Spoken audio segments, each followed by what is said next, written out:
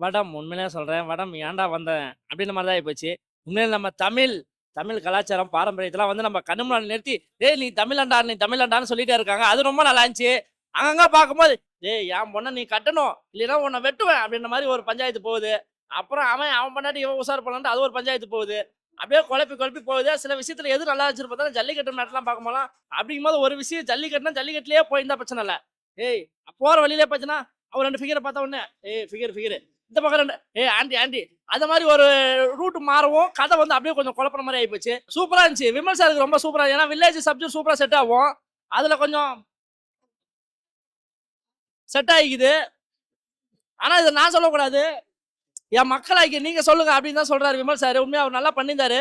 கதையில மட்டும் அங்கங்க கோட்ட விட்டாங்க. ஏதோ ஒண்ணு பண்ணிக்கிறாங்க. இன்னும் கொஞ்சம் விறுவிறுப்பா எடுத்துட்டு போயிருந்தா கொஞ்சம் படம் வந்து 100% ஹிட் ஆயிருக்கும். அப்படின்னு தான் சொல்லணும். கொஞ்சம் அங்கங்க சொதப்பல்கள் மத்தபடி ஓகே ஒன் டைம் வாட்சபிள்.